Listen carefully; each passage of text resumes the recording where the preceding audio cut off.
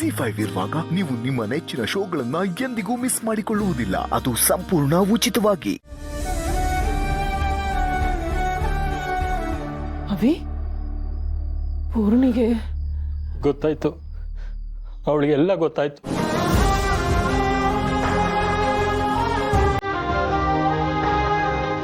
ಅವಳಿಗೆ ಮಕ್ಕಳಾಗಲ್ಲ ಅನ್ನೋ ನಿಜ ಗೊತ್ತಾಗೋಗಿದೆ.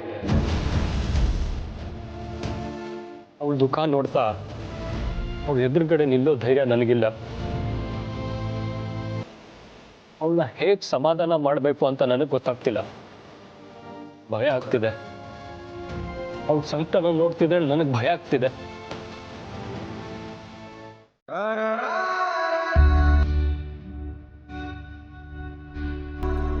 ನೀನು ಧೈರ್ಯವಾಗಿರೋ ಅವಿ.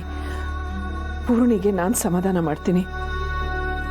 ಇಂಥ ಹೊತ್ತಲ್ಲಿ ಅವಳಿಗೆ ಸಮಾಧಾನಕ್ಕಿಂತ ಅವಳಿಗೆ ದುಃಖ ಹಂಚ್ಕೊಳ್ಳೋ ಹೃದಯ ಬೇಕಾಗಿರುತ್ತೆ.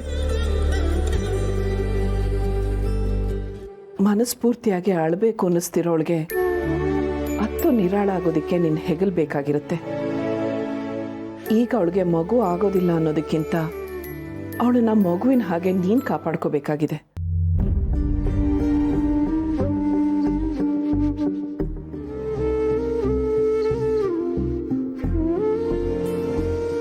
ಅವಿ, ಒಂದು ನಿಮಿಷ. ಪೂರ್ಣಿಗೆ ಎಷ್ಟು ದುಃಖ ಆಗ್ತಿದೆ ಅಂತ ನಮಗೆ ಗೊತ್ತು. ನಿನಗೂ ಅಷ್ಟೇ ದುಃಖ ಆಗ್ತಿದೆ ಅಂತ ನನಗೆ ಅರ್ಥ ಆಗುತ್ತೆ ಕಣೋ. ಅವಳಿಗೆ ನಾವೆಲ್ಲ ಸಮಾಧಾನ ಮಾಡ್ತೀವಿ. ಅವಳು ಕೂಡ ಹತ್ತು ಅವಳ ಮನಸ್ಸನ್ನು ಹಗುರ ಮಾಡ್ಕೋತಾಳೆ. ಆದರೆ ಅಳೋಕ್ಕಾಗದೆ, ದುಃಖನ ಮನಸ್ಸಲ್ಲಿ ಹಿಡಿದಿಟ್ಕೊಳ್ಳೋಕ್ಕಾಗದೆ ಒದ್ದಾಡೋ ಪರಿಸ್ಥಿತಿ ಇದೆಯಲ್ಲ, ಅದೆಂಥ ನೋವು ಕೊಡುತ್ತೇನೋ ಅನುಭವ ನನಗಿದೆ.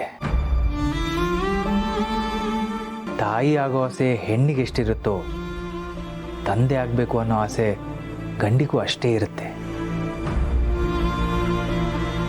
ಇಂಥ ಸಮಯದಲ್ಲಿ ಅವಳಷ್ಟೇ ಅಲ್ಲ, ನೀನು ಧೈರ್ಯ ತಂದ್ಕೋಬೇಕು.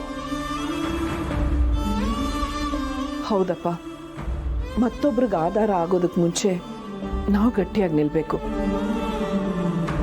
ಪೂರ್ಣಿ ಇನ್ನು ಮುಂದೆ ಧೈರ್ಯವಾಗಿರಬೇಕು ಅಂದರೆ ಆ ಧೈರ್ಯ ನಿನ್ನಿಂದಷ್ಟೇ ಸಿಗಬೇಕು. ನೀನು ಮನಸ್ಸನ್ನು ಗಟ್ಟಿ ಮಾಡ್ಕೊ. ಈಗಿನ ಕಾಲದಲ್ಲಿ ಮಕ್ಕಳಾಗದಿರೋದು ದೊಡ್ಡ ಸಮಸ್ಯೆ ಅಲ್ಲ, ಆದರೆ ಆ ಪರಿಸ್ಥಿತಿನ ಎದುರಿಸೋದೇ ದೊಡ್ಡ ಸಮಸ್ಯೆ. ಟೆಕ್ನಾಲಜಿ ಇಂಪ್ರೂವ್ ಆಗ್ತಿದೆ. ಮೆಡಿಕಲ್ ಸೈನ್ಸಸ್ ದೊಡ್ಡ ದೊಡ್ಡ ಅದ್ಭುತಗಳನ್ನೇ ಮಾಡ್ತಿವೆ. ಡೋಂಟ್ ವರಿ, ಮಗು ಆಗಲ್ಲ ಅನ್ನೋ ನಿರ್ಧಾರಕ್ಕೆ ನೀವೀಗಲೇ ಬರಬೇಡಿ. ಯಾವುದೋ ಒಂದು ದಾರಿಲಿ ನೀವಿಬ್ಬರು ಅಪ್ಪ ಅಮ್ಮ ಆಗೇ ಆಗ್ತೀರಾ.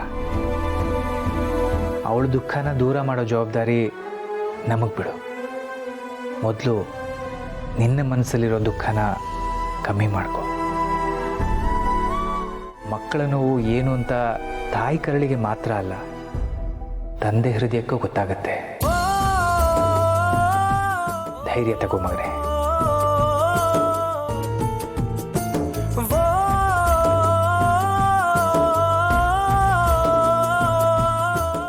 ಜಿ5 ಆಪ್ ಡೌನ್ಲೋಡ್ ಮಾಡಿ ಎಲ್ಲಾ ಸಂಚಿಕೆಗಳನ್ನು ಸಂಪೂರ್ಣ ಉಚಿತವಾಗಿ ನೋಡಿ.